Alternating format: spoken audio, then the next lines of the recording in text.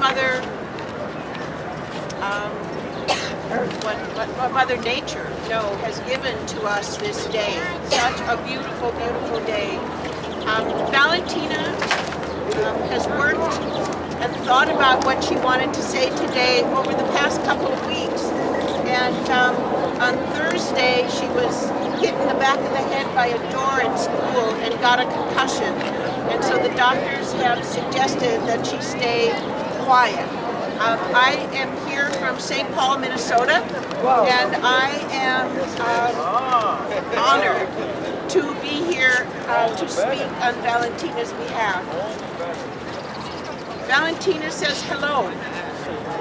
My name is Valentina Osa. I'm 11 years old and in 5th grade. I was born in New York and I live in Brooklyn. I know everyone here is here for a reason, whether it's climate change, fracking, or pollution. I often think about what the world would be like if humans had taken over, if humans had murdered, raped, and abused. Can you imagine how different the world would be today if humans lived in harmony and peace with each other and other living creatures on this planet? I am here today to stand up for all the people who don't have the courage, the awareness, or the opportunity to stand up for themselves. For all the kids my age who have been told over and over that you are too young to make a difference. I am also here for the people who are doing this to our Mother Earth. I am not here to tell them that my way is the only right way or that they are bad people. I am just trying and hoping that they will open their eyes and see what they are doing is destroying the earth. I want them to think about the earth that future generations will inherit. If we don't stop now, who will have clean water to drink, air to breathe, an ocean to swim in? All these things are rights, not privileges. Every day children are suffering because they don't have clean water and they are worried for their lives.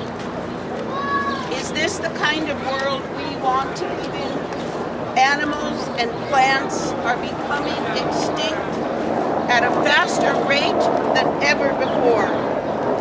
If they are dying, so can we. I remember the first time my mom told me about fracking. I was 5 years old and I cried and cried.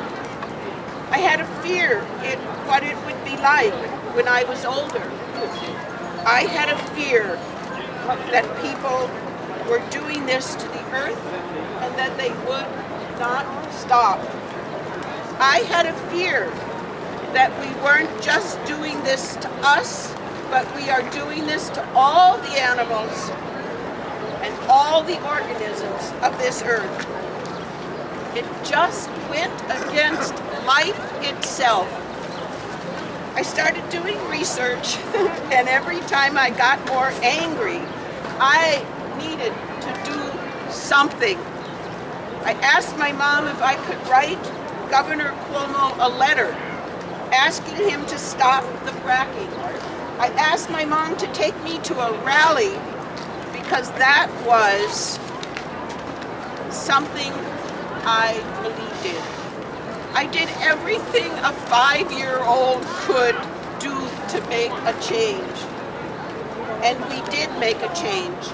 Governor Cuomo banned fracking. But that's not enough.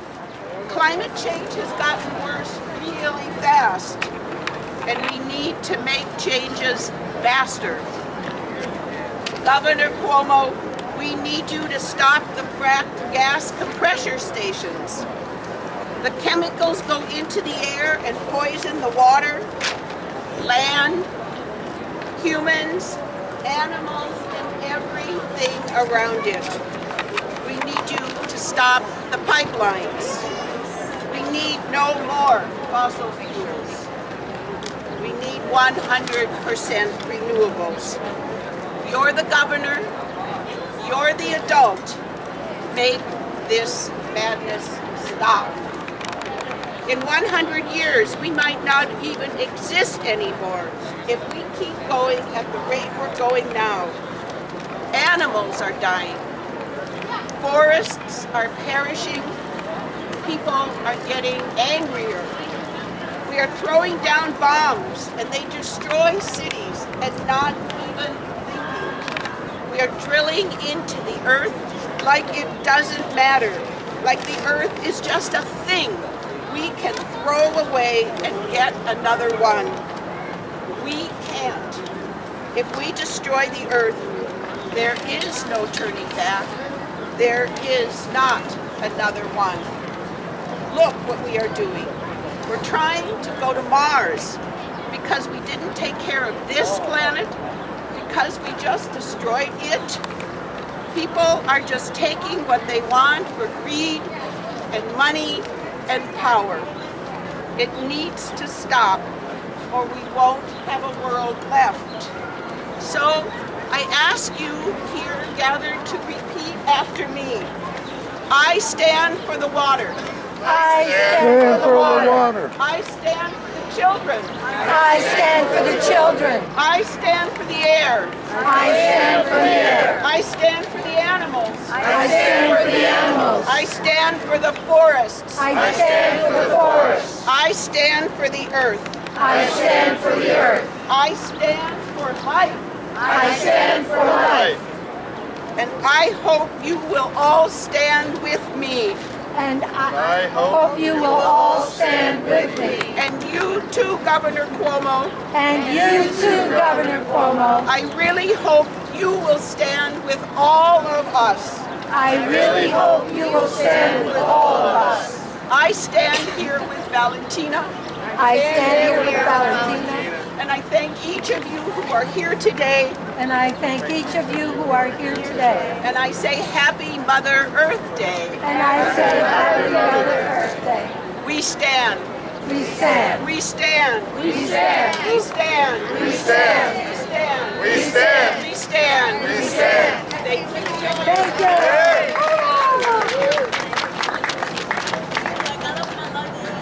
Thank you, Valentina. And thank you, Mary Beth. And now, one of Bethany's favorite songs to sing, speaking of standing, is We Shall Not Be Moved.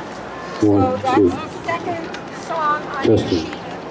So I'm sort of a second alto, but I'll try to start it in a range we can all sing. Ready? Oh my word, just one has the voice. Thank you. Ready? Does everybody have the music? Raise your hand if you... Anybody need? Oh, thank you. Now we have this thing. Now you have to do your speech all over again, Mary Beth. Okay. Seriously, if you can, I would like that.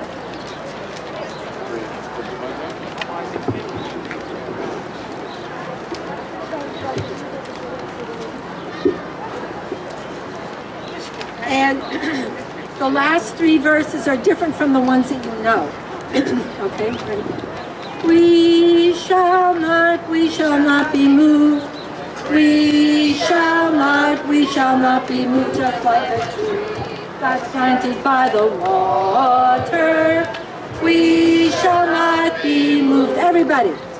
We shall not be moved.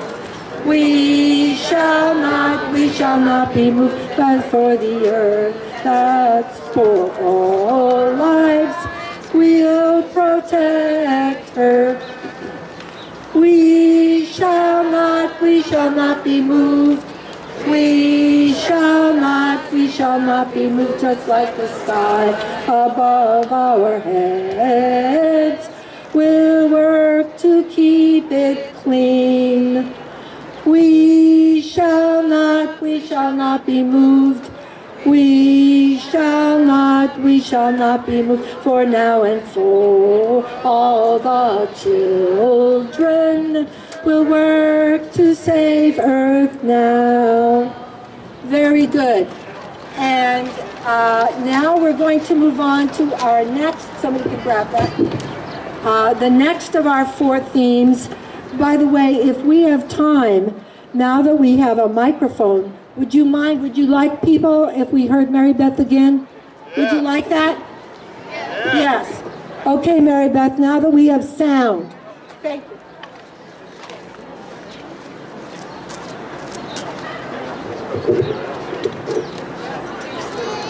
Thank you again.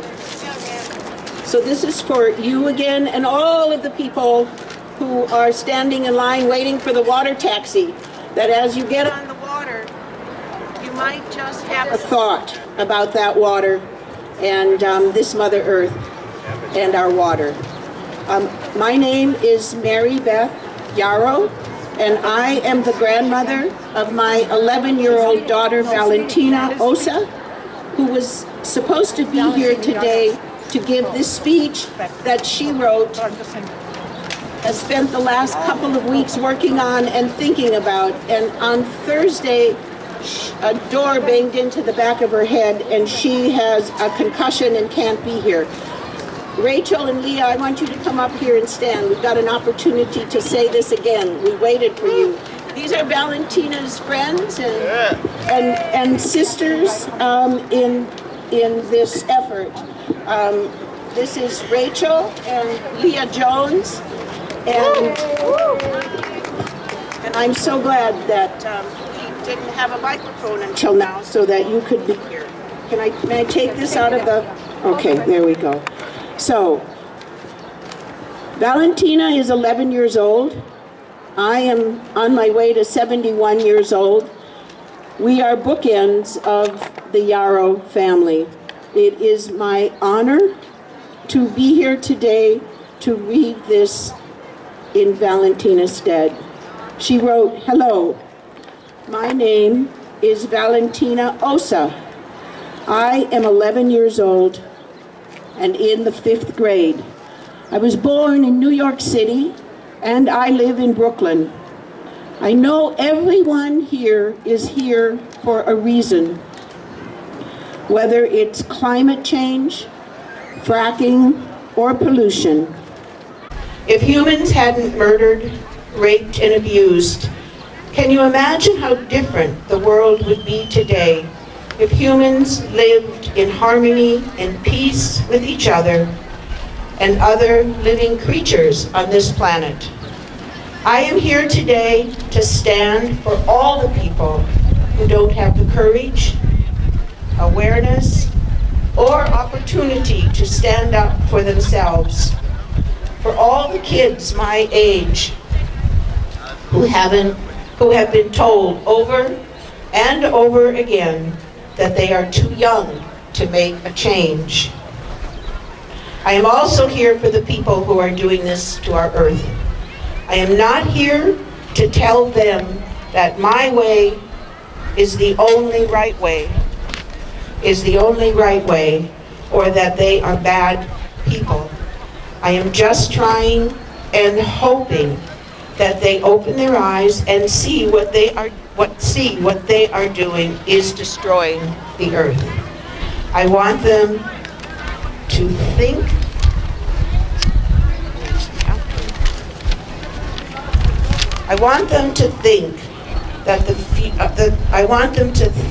about the earth that future generations will inherit. If we don't stop now, who will have clean water to drink, air to breathe, an ocean to swim in? All these things are rights, not privileges. Everyday children are suffering because they don't have clean water, and they are worried for their lives. Is this the kind of world we want to grow up in? Animals and plants are becoming extinct at a faster rate than ever before. If they are dying, so can we. I remember the first time my mom told me about fracking. I was 5 years old, and I just cried and cried. I had a fear of what it would be like when I was older. I had a fear that people were doing this to the earth and that they wouldn't stop. I had a fear that we weren't just doing this to us, but that we were doing it to all the animals and all the organisms of the earth. It just went against life itself. I started doing research, and every time I got more angry. I needed to do something. I asked my mom if I could write Governor Cuomo a letter asking him to stop the fracking. I asked my mom to take me to a rally because that was something I believed in. I did everything a 5-year-old could do to make a change. And we did make a change. Governor Cuomo banned fracking. But that's not enough. Climate change has gotten worse really fast, and we need to make changes faster. Governor Cuomo, we need you to stop the fracked gas compressor stations. The chemicals go into the air and poison the water, the land, humans, animals, and everything around it. We need you to stop the pipelines. We need no more fossil fuels. We need 100% renewables. You're the governor. You're the adult. Make this madness stop. In 100 years, we might not even exist anymore if we keep going at the rate we are now. Animals are dying. Forests are perishing. People are getting angrier. We're throwing down bombs that destroy cities and not even thinking. We are drilling into the earth like it doesn't matter. Like the earth is just a thing that we can throw away and get another one. We can't. If we destroy this earth, there is no turning back. There is not another one. Look what we are doing. We're trying to go to Mars because we didn't take care of this planet, because we just destroyed it. People are just taking what they want for greed and money and power. It needs to stop, or we won't have a world left. So once again, I ask you to repeat after me. I stand for the water. I stand for the water. I stand for the children. I stand for the children. I stand for the air. I stand for the air. I stand for the animals. I stand for the animals. I stand for the forests. I stand for the forest. I stand for the earth. I stand for the earth. I stand for life. I stand for life. I hope you will stand with me. I hope you will stand with me. And you too, Governor Cuomo. You too, Governor Cuomo. I really hope you will stand with all of us. I really hope you will stand with all of us. Valentina, we stand with you. Valentina, we stand with you. Thank you, and happy Mother Earth Day. Thank you.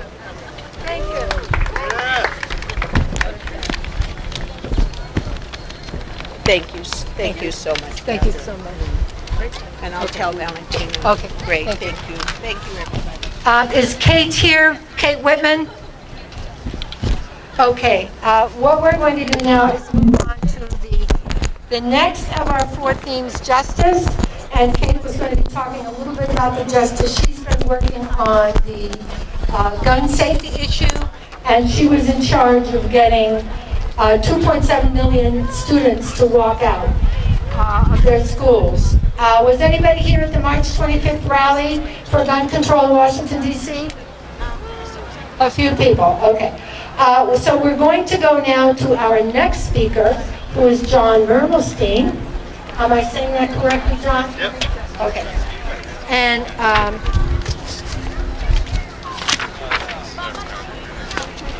John is a graduate student at Columbia Teachers College, getting his master's degree in social studies education. John has a love for the environment that comes from his activist mother, and spending time outdoors where he developed a deep love for nature. He is now particularly concerned about the growing insect population and worked on the divestment for fossil fuels campaign at SUNY Binghamton. Let's give a nice round of applause for John. Hello. Yeah. Is this working? No? Put your voice right into it. Right into it? Hey. Can we get a shout out for 0 Hour, please? 0 hour? Yeah. Now Now that we have a mic, do you want to promote the rally. one more time? Yeah, come through. Yeah, 0 hour! Woo!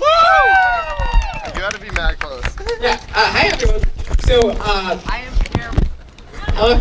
Yeah. I am here representing my group Zero Hour, and my name is Naji Artis. I'm an 18-year-old carbon advocate, and I helped found our group last summer. And this summer we're going to be holding a rally and a march on July 21st on the National Mall in Washington D.C. So if you can get. So our website is thisiszerohour.org, and you can sign up to volunteer on there. You can RSVP for the march, and you can also find our social media links on there too at This Is 0 Hour. So yeah. Thanks. What is 0 hour about? 0 Hour is a climate group, and basically our slogan "This is 0 Hour" basically means that this is we've run out of time to fight the climate crisis. And so we, the youth, are basically leading a group called 0 Hour, and young people are going to be running this event. So what are your demands? Do you want to do a little more of your speech since you're up there? Sure. Okay.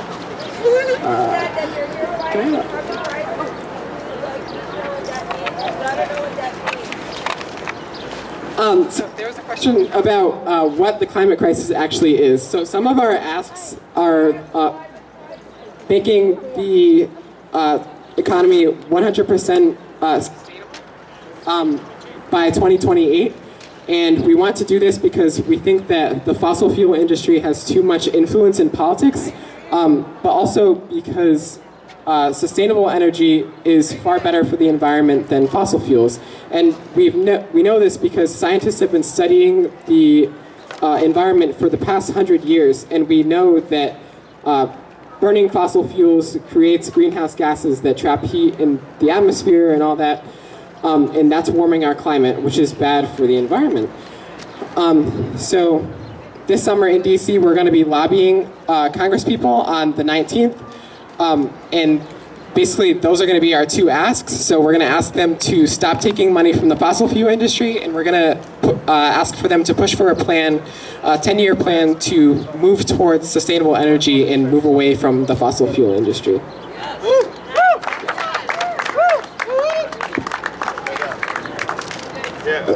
It was unfortunate that we missed some of the best part because we didn't have a microphone. Glad we do now. So I think that's a great segue into what I wanted to talk about, which is that I think young people as a whole are starting to realize that this old image of environmental problems is something in the future, like some abstract idea, maybe in 30 years our kids will have it worse. No, it's right. I'd just rather yell than use this mic. I'm sorry.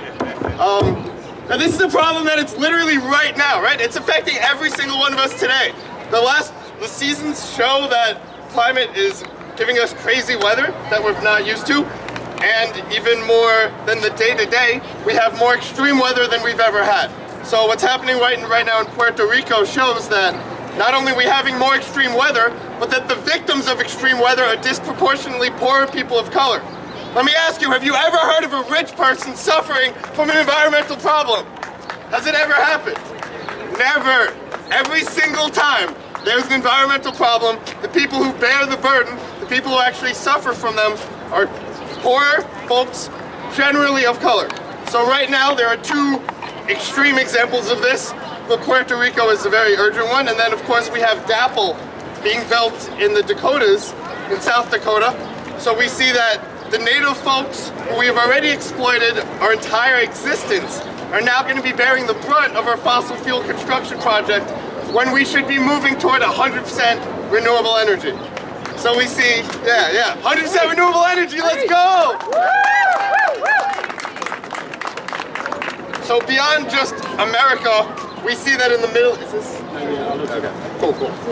So we see that right now, Trump is doing his Syria thing, and the whole context of the Syria crisis is climate change. Is the fact that they had an extreme drought, and because of an extreme drought, agricultural prices skyrocketed, farmers lost their jobs. As farmers lose their jobs, they flock into the cities. We have urban boom, prices of housing skyrockets, prices of food skyrockets. That creates a climate of unrest under which the Syrian civil war rose out of. So we see that climate change is having enormous geopolitical ramifications. You could say ISIS is a product of climate change. Controversial statement, but I will defend it. So there's an urgency to tackling this problem. There's an urgency to, when I say climate justice, when we think of climate justice, we think of who are the victims. And the fact that it is disproportionately people of color, that gives us, those of us, I see mostly white people here, we have an obligation to take this seriously. Because we are in a position of privilege, we cannot just sit and watch and have the luxury to not care. We have an urgency to take action. So,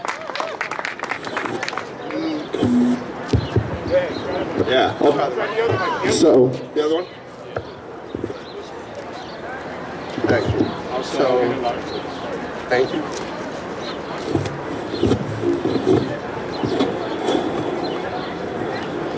okay. So, can we hear me? No. Yeah.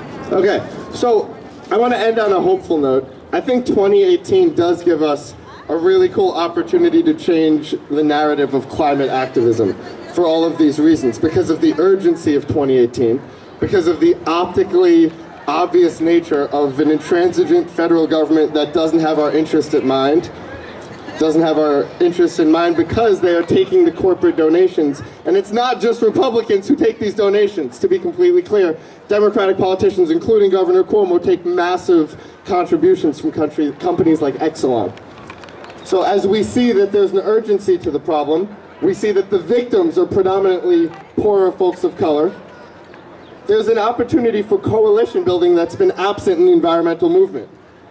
Throughout my whole childhood, there's been this narrative of environmental activism that it's generally white folks who don't have any real problems, so they're like thinking about the future, thinking about some abstract issue, and that's not the case. What we have in climate activism now, whether it's in Puerto Rico, whether it's at DAPL, whether it's in Montana, whether it's in Nevada, we have folks who are defending their own communities, who are asserting their own rights. And that gives the environmental activism movement an opportunity to reach out to folks who we haven't had the opportunity to reach out to yet. So I want to shout out 350.org. Is Lena still here? Yeah, 350. So I used to live in Seattle, Washington, where 350.org is doing something really awesome. They're committing to a housing movement to build more affordable housing in Seattle, especially affordable housing for underserved communities. Because housing is a climate issue. If we can have urban populations that actually support people to live the way they need to live, they won't have to go to suburbs, they won't need to drive cars, they won't need to consume more land. So if we can effectively have sustainable communities, we can tackle climate change. So that gives us the opportunity to build coalitions. And I want to shout out my mom, who really demonstrated building coalitions. Can we make some noise for Michelle Lee, please? So, nuclear energy is obviously like a niche market in the environmental activism community. And in 2001, when my mom started doing nuclear work, many environmentalists didn't have nuclear on their radar whatsoever. So what the nuclear movement has had to do is reach out to various aspects of the environmental movement, whether it's the anti-fracking movement, whether it's indigenous rights groups, whether it's climate change groups, getting Sierra Club involved, getting 350.org, getting Greenpeace, and being able to say we need to think about climate change in more broad terms than we have. And that's the note I want to leave us on. Talk to the people around you. Get through the awkwardness of talking to strangers. Reach out, be sociable, build coalitions. Let's do this. Yeah. You're a born teacher, I think, John. Thank you very much. And while we're still on the theme of justice, before we move to no nuclear, Kate Whitman is here. And Kate Whitman is another of our youth who has been working so hard. And I don't know about you, but I am totally blown away about how our youth have been taking charge with all these serious issues. So, Kate.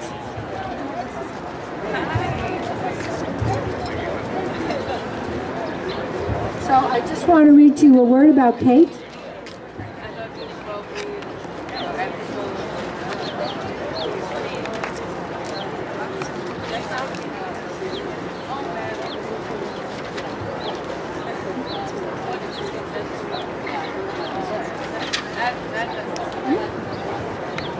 Kate Whitman is a youth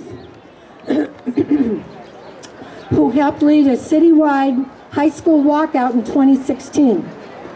And she also was part of the Women's March Youth Empower team, which led the Enough walkout for gun control on March 14th. That saw almost 2.7 million students walking out. And she studies acting at LaGuardia High School, which is right up the road. Here you go, Kate. Let's have a nice hand for Kate.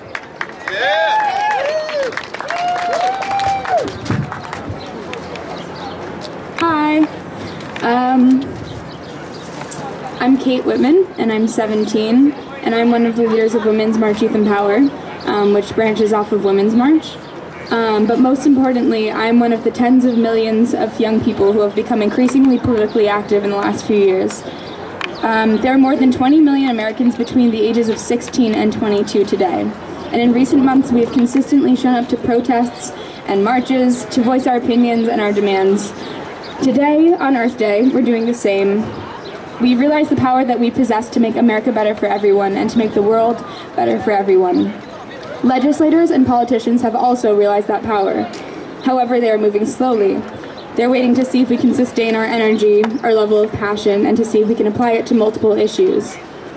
I'm here to tell them today that we can and we will.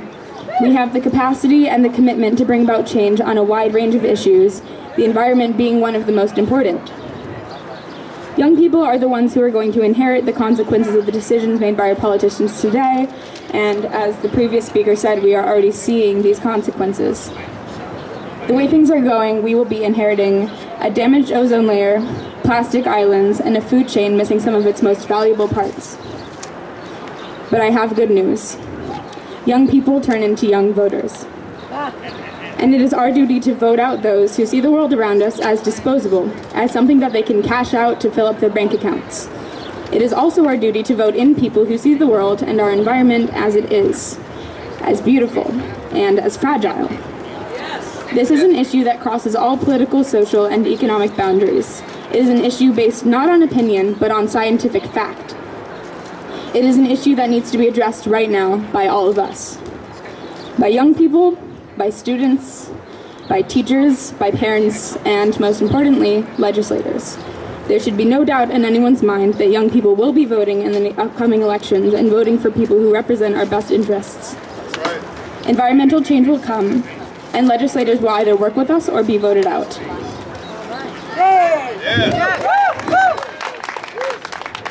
I will leave you with a quote from Margaret Mead. Never doubt that a small group of thoughtful, committed citizens can change the world. Indeed, it is the only thing that ever has.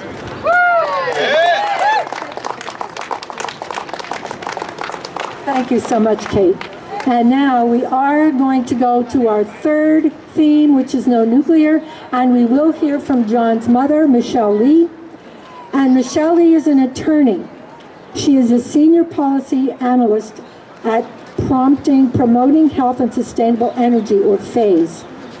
And she is also a member of the Nuclear Consulting Group, NCG, and International Multidisciplinary Group of Nuclear Experts, and serves on the Board of Directors of the Nuclear Information and Resource Service, NIRS. And also, as I said, John's mother. Let's give a nice hand for Michelle Lee. you're here. Can't tell if I'm cold or hot today. So, it was not true 5 years ago. Certainly wasn't true 10 years ago. But it is true now that we technologically now have the capacity to really make huge advancements towards a truly clean energy economy. Yeah. That is the actual scientific truth. So the next thought in all of your minds is political truth. Well, I do not subscribe to the belief that political change is impossible. Everything is impossible until it becomes possible. And what that will mean, though, is, and this is really something we have to all take to heart, that means we have to come together.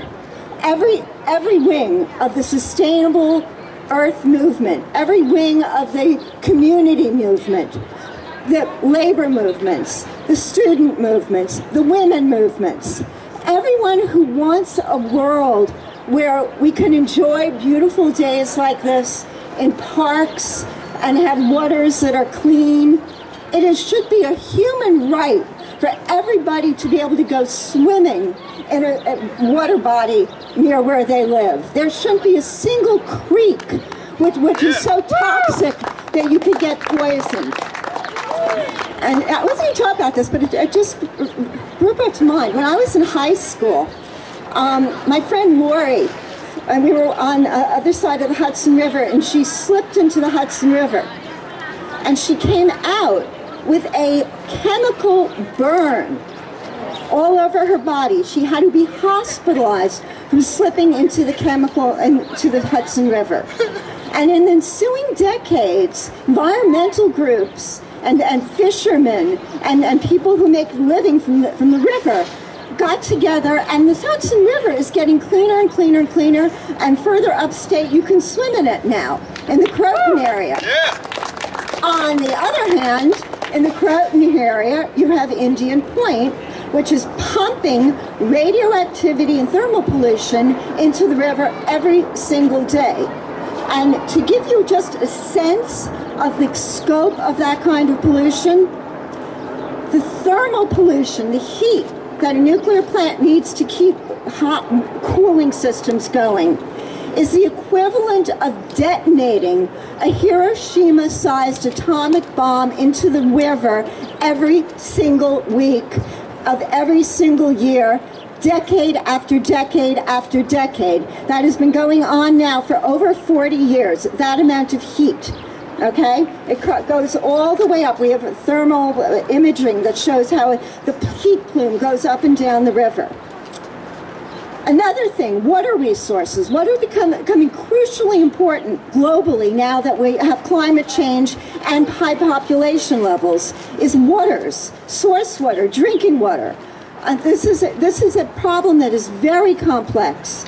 But we're going to be in a situation, we're going to have a lot more situations like Flint, Michigan, if we don't start taking our water systems critically important. At Indian Point, the amount of water it sucks in is the equivalent of all the water in the Hudson River from the point we are standing in now, the Statue of Liberty right over there, all the way past Albany. All that water, that volume of water, if you can even begin to conceptualize that, gets sucked into intake system, and that's true with every single nuclear power plant in the world.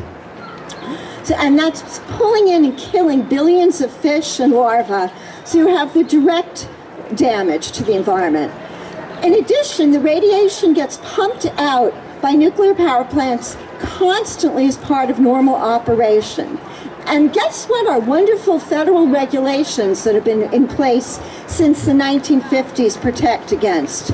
And only for cancer, and only for allowing a certain amount of cancers, that's considered okay.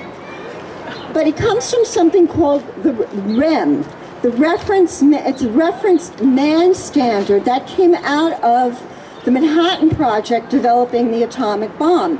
Who were the scientists?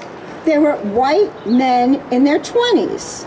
So the entire standard for health is based on white male of about between 20 and 30, 170 pounds. Do you think everybody is a white male in their 20s at 170 pounds? Or do you think maybe there's some human beings that don't quite fit that description? Among the human beings that don't fit that description are women. A few years ago, the National Academies of Science did an analysis on low-level radiation, and it turns out that women are substantially more vulnerable to the effects of radiation than men. And little girls are 4 times more vulnerable than men. Then as you go through the human development change, the fetus, babies, toddlers. In 2008, Germany did a study of leukemia, childhood leukemia, and it found that around every single nuclear plant in Germany, childhood leukemia rates were elevated because children are more susceptible to radiation than adults. So this is a gender issue, and it is absolutely an environmental justice issue. The mining is devastating, especially Navajo, but all American communities, because that's where the uranium mines are in the United States. In other countries, it's devastating areas in Africa, Australia. It's in the indigenous community areas, of course, where the mining is done. These people are being poisoned. The mining activities are going into the air, into the water, into the soil. Children are playing in the soil, and those peoples are sick, and they're not getting the attention they deserve. During nuclear power emissions, and this is something most environmentalists do not know, because it is not monitored by the industry, and it is not required to be monitored by the federal government. But during the process of fission, as the fission process goes on inside the reactor core, radioactive carbon is created. Radioactive carbon-14 in some plants, and radioactive methane in others. Radioactive carbon, and this is new carbon that has never existed in nature. It is man-made carbon, it is radioactive, it is poisonous for decades, and because carbon is what we are all made of, it is very easily incorporated into our cells. In areas of Chernobyl, where there was, in 1986, there was a nuclear meltdown in the former Soviet Union. You had over 250, and this was a rural area, 250,000 people had to be evacuated. An area 1,000 square miles is permanently uninhabitable from between there. So just to give you a sense of scope, if there was a nuclear power accident at Indian Point, that would pretty much wipe out the New York metropolitan area for centuries as a livable communities. In Fukushima, in Japan, which happened in 2011, in March 2011, what saved Japan was wind, thank God. There was something called westerly winds, which blew 80% of the radioactive plumes over into the Pacific. Now, what that will create is a long-term Pacific radioactive pollution crisis, and probably a long-term crisis with things such as sushi and seaweed, and that goes into the global food chain, right? But the population of Japan, Japan is a nation, and I will just use a short quote from Nato Kan, who was a former Prime Minister of Japan during the Fukushima crisis. And he said that during the crisis, he asked the top experts to come around and tell him what the worst case scenario was. And he realized that as a nation, Japan would no longer be able to cease to exist as a nation. Hospitals gone, schools gone, communities gone. That even the greater Tokyo metropolitan area would have to be evacuated. If you look at Japan, these are little islands, right? Continuation, I'm going to leave on one point, which I think in a way is the most important. And I guess two things. One thing I should say is, in addition to the carbon emissions that are created during nuclear power, which is not monitored, so nobody knows the extent of it, but this is not a debatable source. This is in the industry literature, and it's not just, you know, some environmental kook talking about it. This is known, but it's not monitored, so we don't know how much carbon that is. But we do know that during the mining process, there are massive amounts of energy carbon used, as well as the actual radioactive pollution, and that the waste we are creating lasts for millennia. That one reason why people don't grasp nuclear is because the concepts are almost beyond our conception.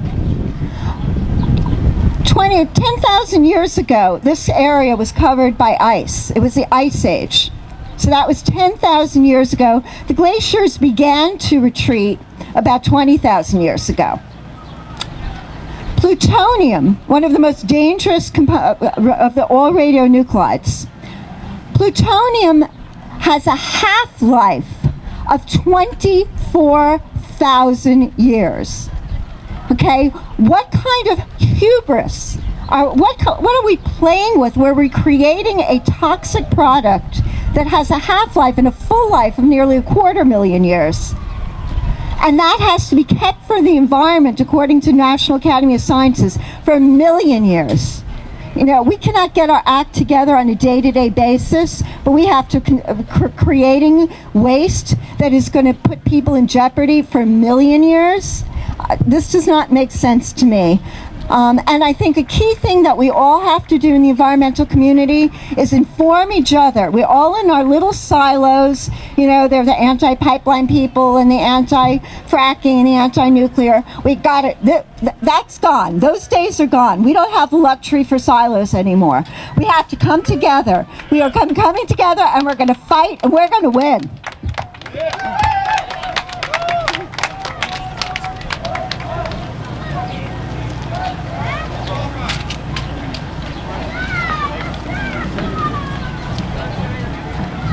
Thank you so much, Michelle. It was such a body of knowledge.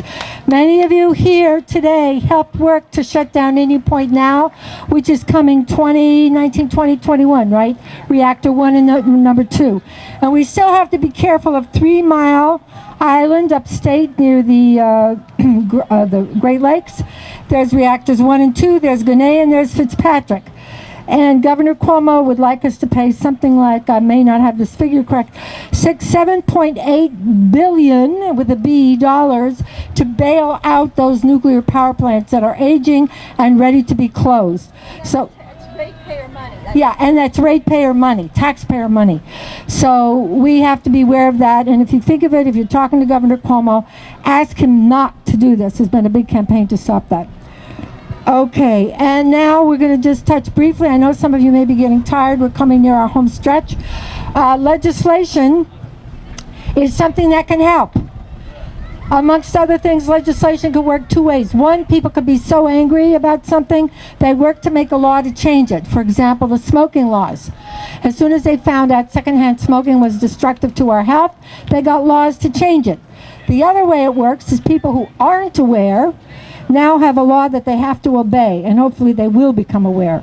And as you all know, climate change has caused many laws to go into effect that are needed, and we need many more. We have, as I think Zanaji mentioned, the Paris Climate Agreement. I was there in Paris in 2015. We, the United States, is the only country in the world that has not signed on to it. But you should know that the cities and states are effectively keeping us in this agreement by working on lowering their greenhouse gas emissions, energy efficiency, and so forth.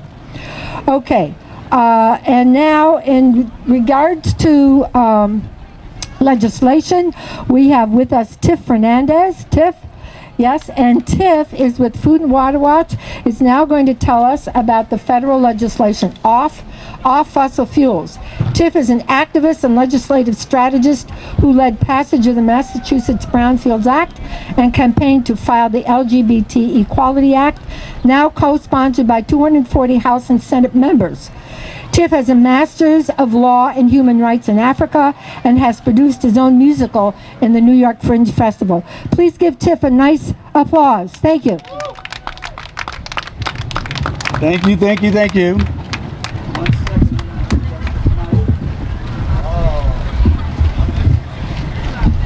There we go. Hello, everybody, and welcome to Earth Day 2018. I'm really excited to be here today because I'm going to tell you about a new campaign and plan to defeat big oil. This plan has two major components to it. The first is a major piece of vanguard legislation to implement the Paris Agreement. We're going to outlaw pollution nationwide, and we're going to mandate 100% renewable energy by 2035. The second piece of the plan is a climate war room that we're launching in New York City, where we're going to meet every Monday night from June 4th through the election, every week in coalition, and we are going to fight to call the question with Congress members and candidates alike across the country. Are you for big oil or are you for the planet? This is the question we are going to call. The first part of this is the bill to implement the Paris Agreement. Now, this is a big deal. It was filed recently, a few months ago. It's led by Representative Gabbard, a great congresswoman from the state of Hawaii. It has 33 co-sponsors already. It is the solution. It is an actual solution to climate change. It is the bill to re-engineer our economy. And it has a deep call for social justice. I'm going to read just a little bit of the bill. The bill opens. It's called the Off Fossil Fuels Act. Repeat that with me. The Off Fossil Fuels Act. Off Fossil Fuels Act. It's called the OFF Act for short. OFF. Off Fossil Fuels. Off. They came up with that, not me. I think it's cute. The bill starts open with a recitation of some of the horror stories, the truth of how pollution is unequally distributed in this country. Of 11 million people who live near a polluting facility, 50% of them are people of color. Children of color are 3 times more likely to go to the hospital with an emergency asthma attack than white children. In Corpus Christi, Texas, the birth defect rate is 84% higher than in the rest of the state, a Latin community with a lot of polluted companies involved.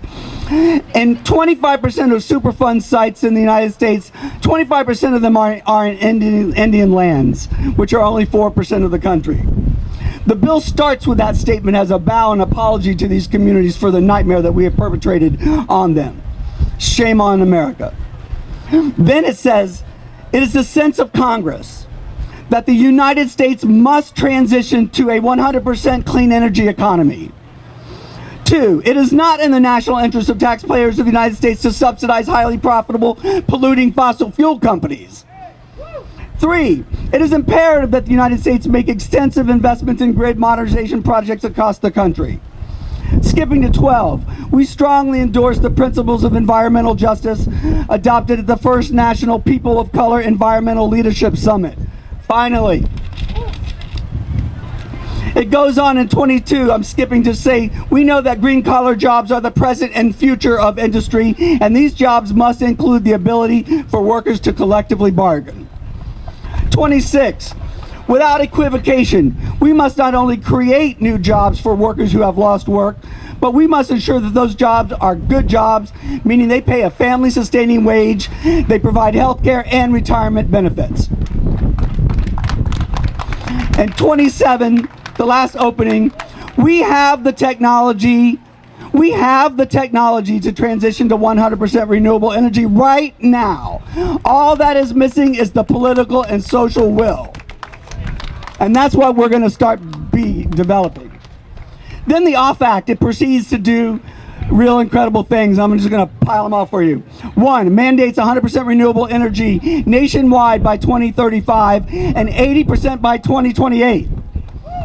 It mandates electric cars and trains by the same dates. It bans all pipelines and infrastructure in the country. All new infrastructure and pipelines. No more pipelines.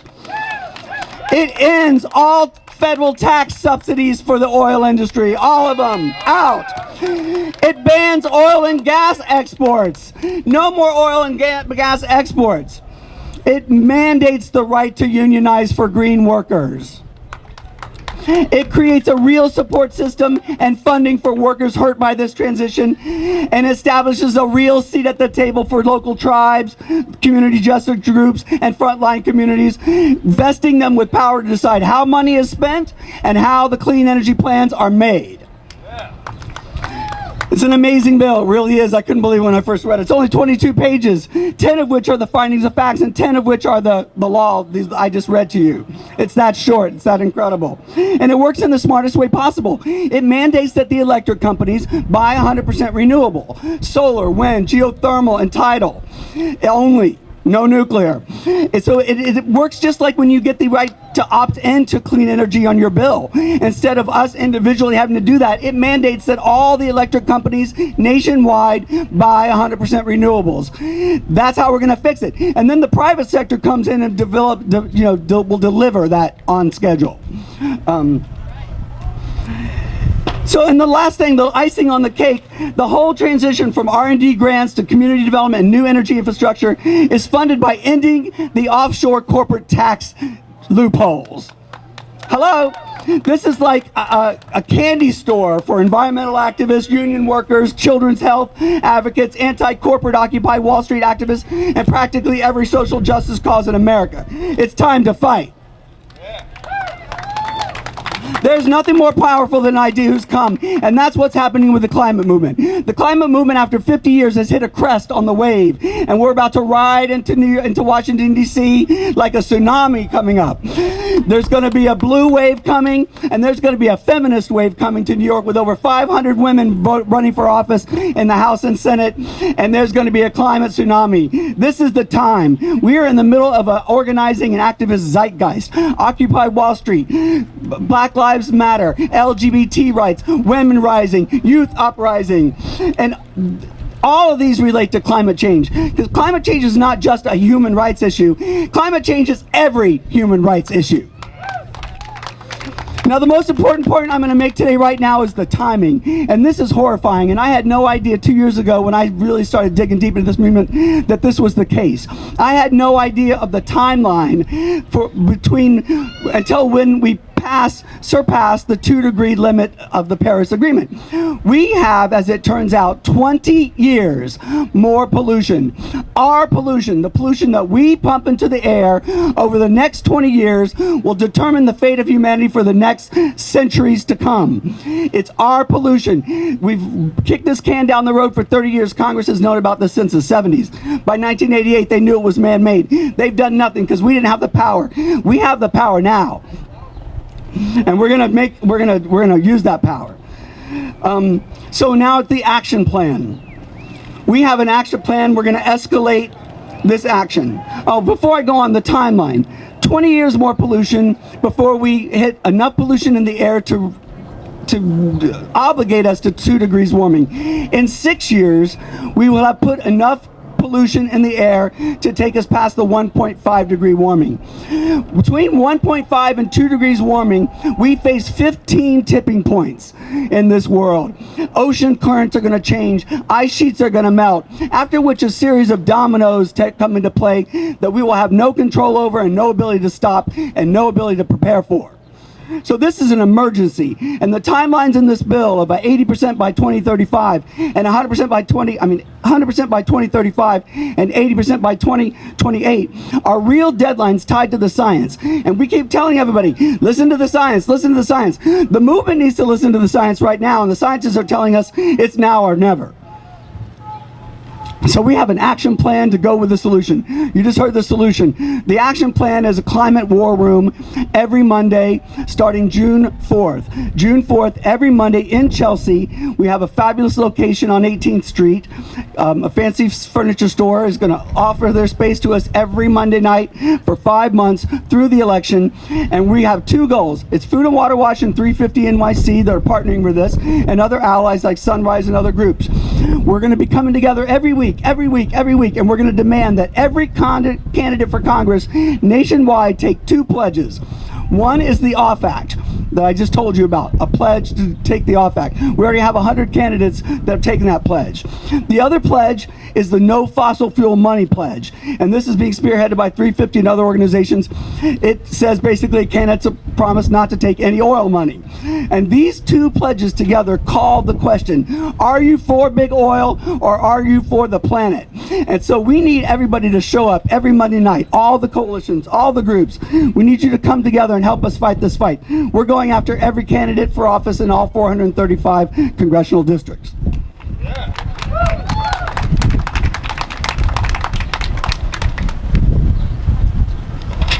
Fast forwarding, this is a David versus Goliath of gargantuan proportions fight. There's no doubt about it. Big oil is a huge opponent. They spend $360 million a year bribing and lobbying Congress. They get $10 billion of oil tax-free tax subsidies, and they make $100 billion a year in profits. The top 5 of them do. So for the activists who's fought this fight for 30 years, 40 years, thank you. You were up against everything. But the tide has changed. The zeitgeist is here. The public understands and sees climate change. We are in a different position for this fight. Even a majority of Republicans are against pollution.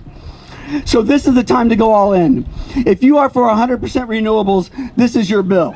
If you are keep it in the ground, this is your bill. If you are pipeline resistance, this is your bill. If you are divestiture, let's divest the U.S. government, this is your bill. If you are frontline community and seeking not just a place at a table, but a table with your name on it, this is your bill. And if you are a mother or a grandmother with children, this is your best hope. And we need you.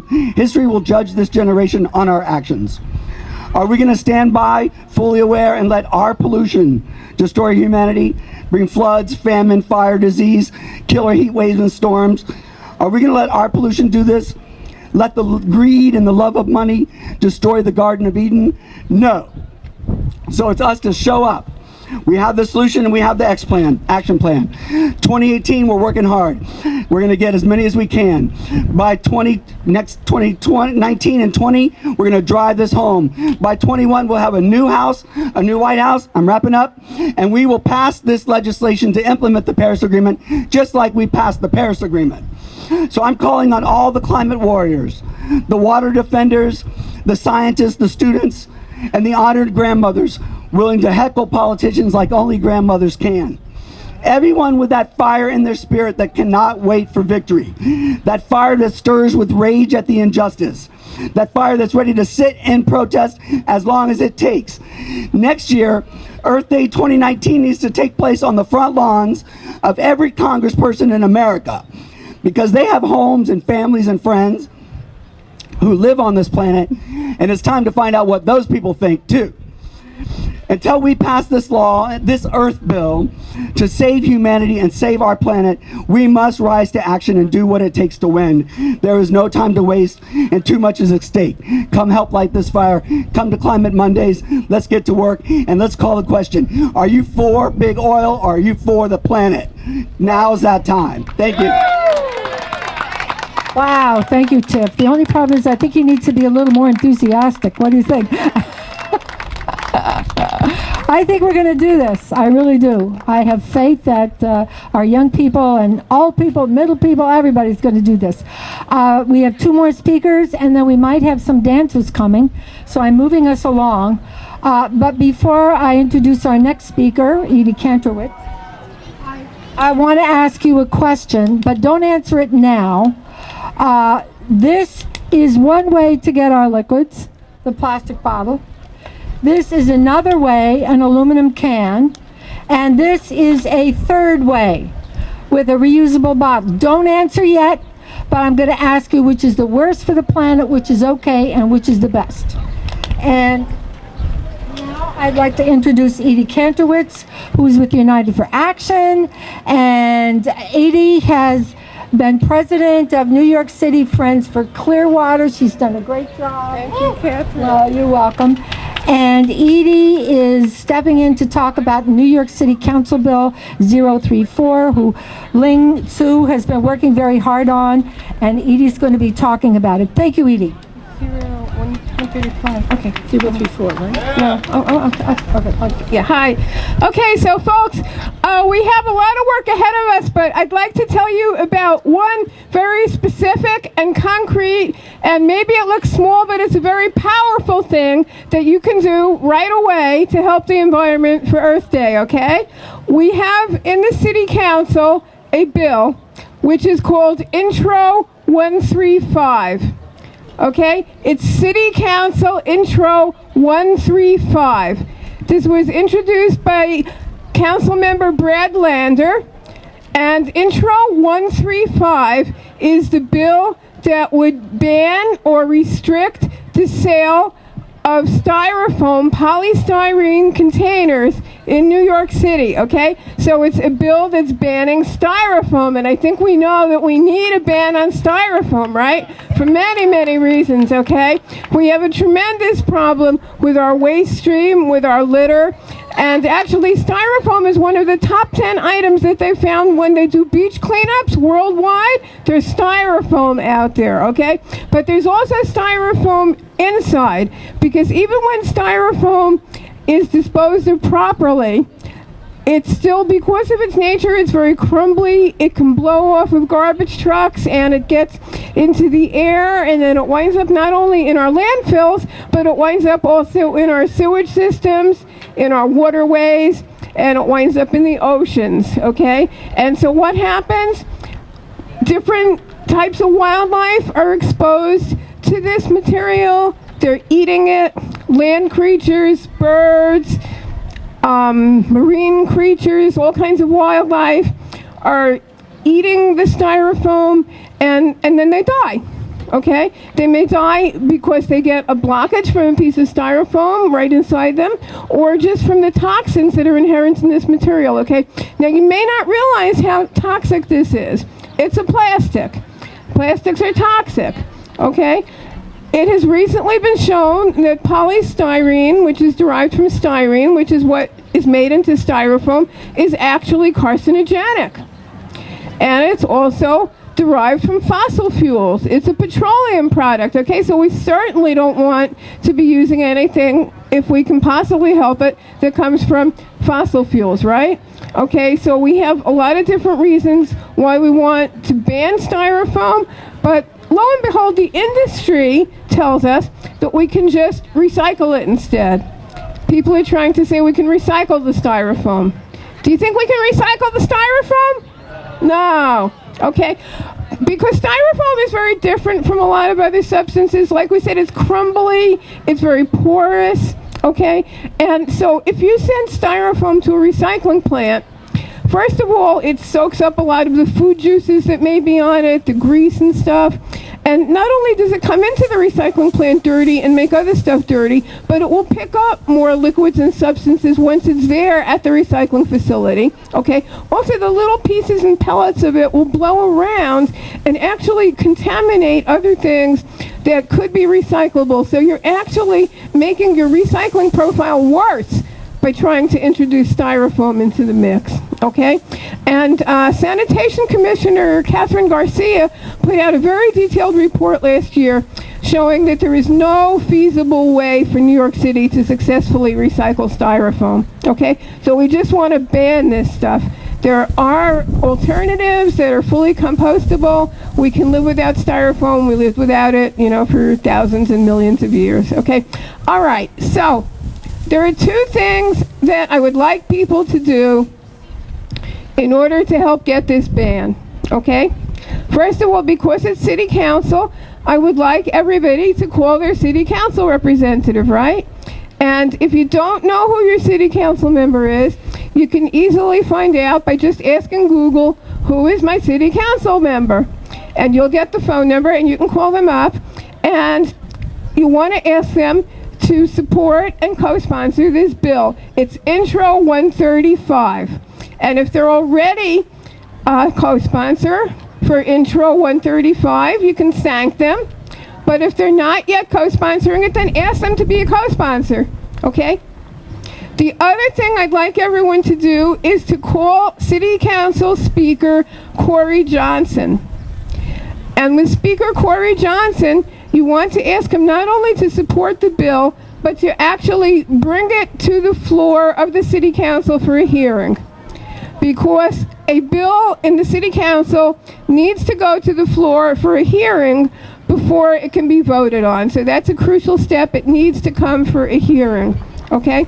We currently have 14 co-sponsors for this bill, and with 26, we can be assured of passing a vote, okay? So this is doable, okay? City Council has actually been very responsive to environmental issues. We have allies there, okay? But we need to show them what's important to us, and we need to make these phone calls, okay? There's several different phone numbers for Speaker Corey Johnson, and I understand that the most effective one to call on, and I'll repeat this a few times because I see some people might be punching it into their phones, okay? It's 212-564-7757. Again, that's 212-564-7757. 212-564-7757. Speaker of the City Council, Corey Johnson. Okay, so please make these phone calls. You might want to make it right now before you forget. You might prefer to do it tomorrow and you can actually speak to a human being instead of just a voicemail. But please remember to make these calls for Intro 135, and we can ban styrofoam in New York City. Thank you. Thank you, Edie, for your good work. And just kind of a word, if you have a favorite deli or store for takeout and they have styrofoam, you can have that store get permission and you take your own container. So you get your salad or whatever it is you're going to get in your own container, so you don't have to take the takeout. And just very briefly, before I introduce the speaker for our last of our four themes piece, I just want to say that Greenpeace has a big campaign, worldwide campaign, Break Free from Plastic. And I'd just like to read this to you briefly. We put the equivalent of one garbage truck of plastic into our seas every minute, every day, all year long. The Great Pacific Garbage Patch is now an area 3 times the size of Texas, and single-use plastics contribute greatly. And microplastics, and that's like all the plastic being in the water, eventually breaks down into these minute, tiny sizes that you can't even see with the naked eye. And these microplastics are getting into all organisms through water, including ourselves. So it's time we cleaned up our act and stopped using plastics. Okay, and now I'm just going to ask very briefly,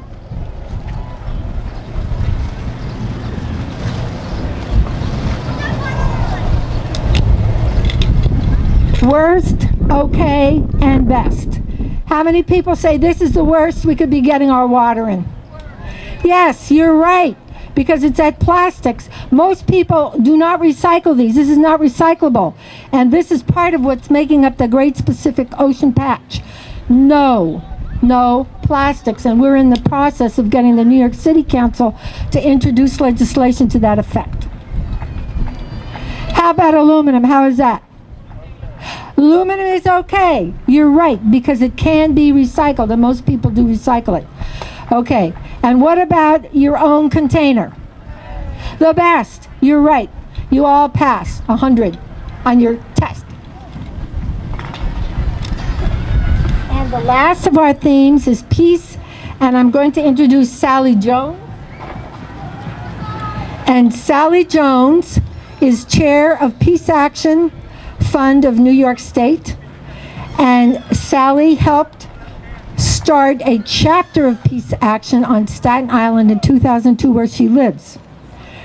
The peace movement activists like Sally join hands with the environmental movement to shut down nuclear power plants all over and to save the planet from climate disaster, war, and nuclear holocaust. Please welcome Sally Jones. Thank you, Sally. Thank you.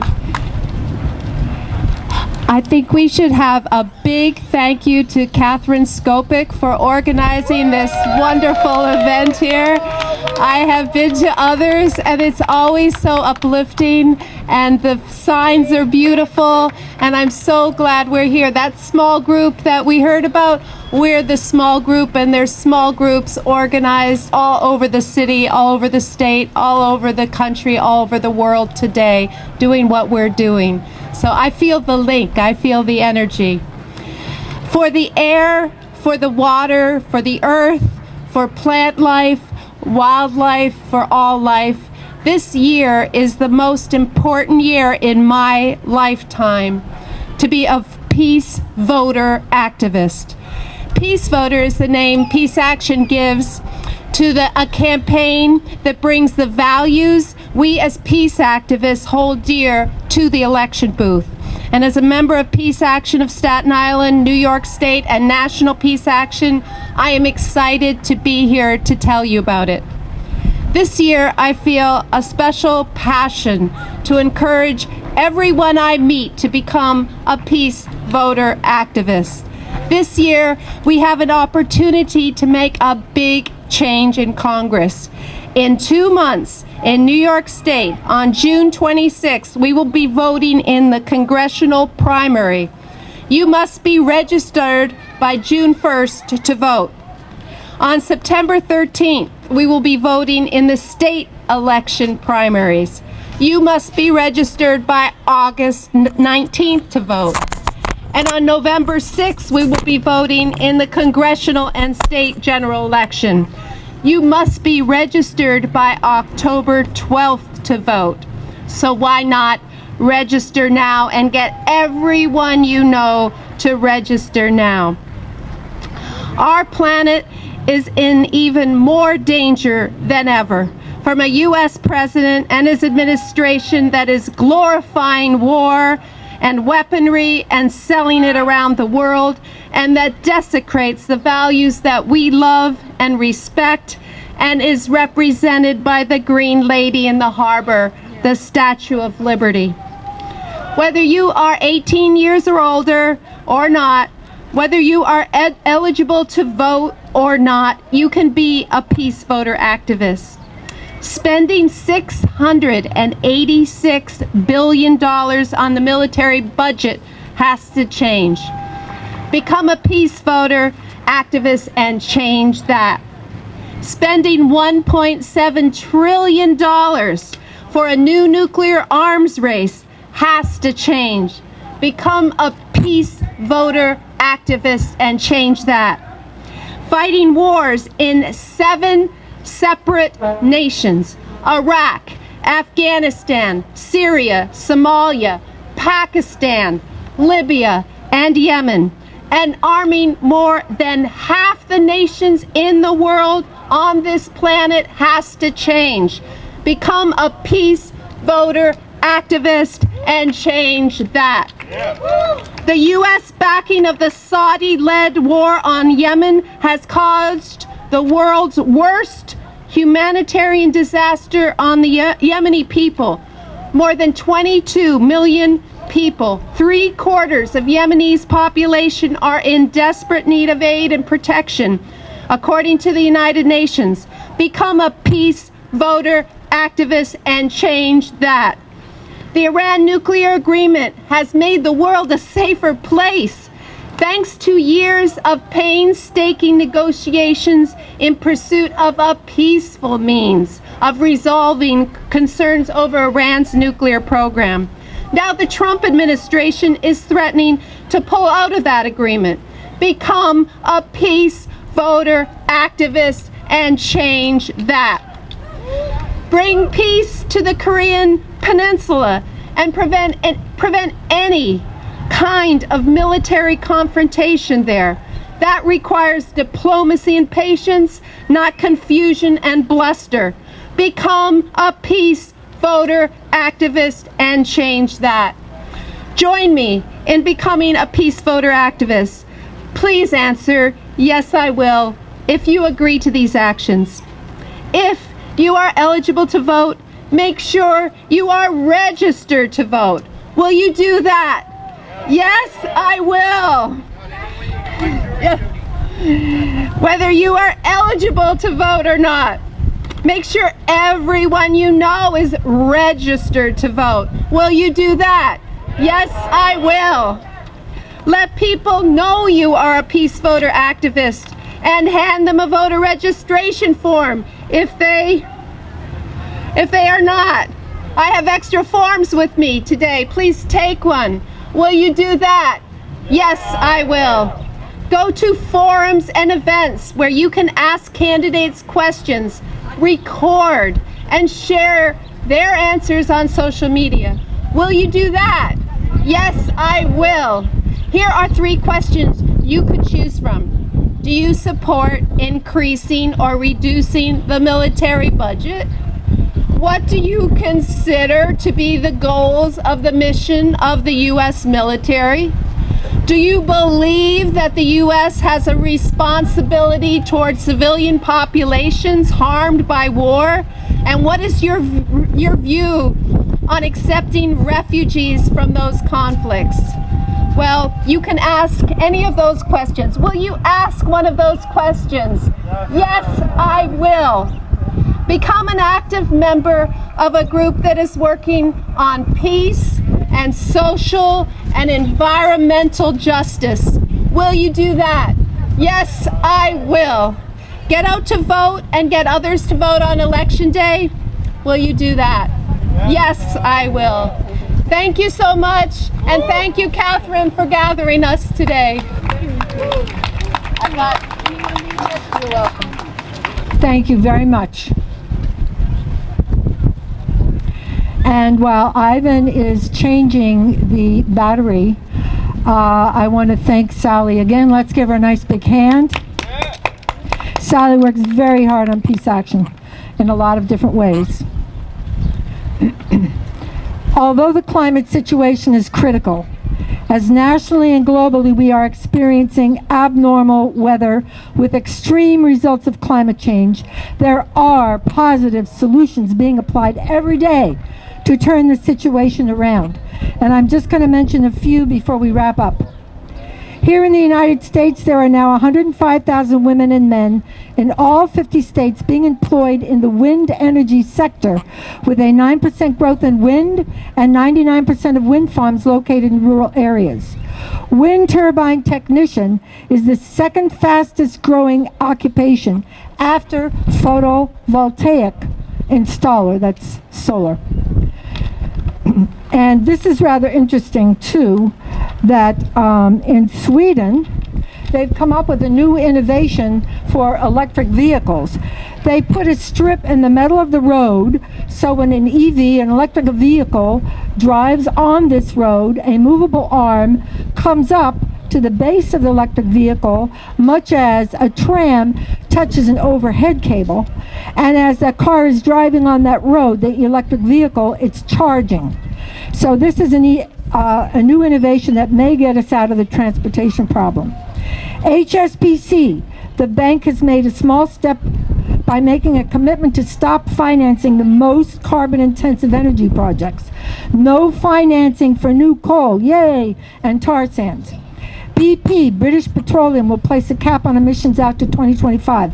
Baby steps to a carbon future decrease to cut off emissions by 3.5 million tons over the next 5 years. It's a baby step, but it's something. Everything is important.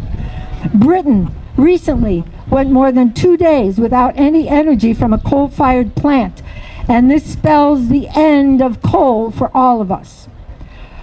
We can do it. We got ourselves into this mess, and many people believe, I'm one of them, that if we manage to last long enough, we can surely get ourselves out of it.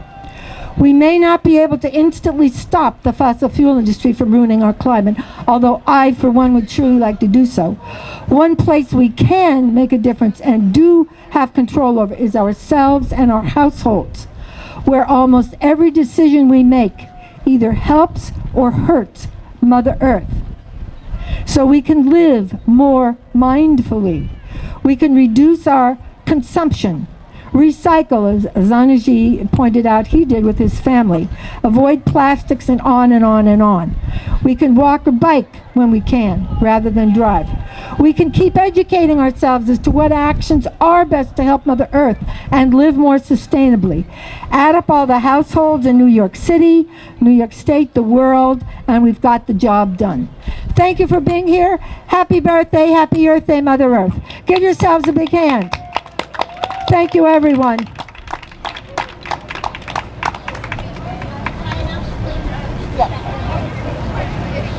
Hi, everybody. Thank you for being here. Behind you, you'll see a group of dancers from dance2degrees.org. We are dancing to bring attention to the existential problem of climate change. Our idea is to bring attention to the problem and direct people to the websites of some of the best organizations that are fighting climate change and give everybody action steps. What can you do to help end climate change? So we're doing that on behalf of dance2degrees.org, and we're working in concert with other organizations that give you steps that you can do today to help fight climate change.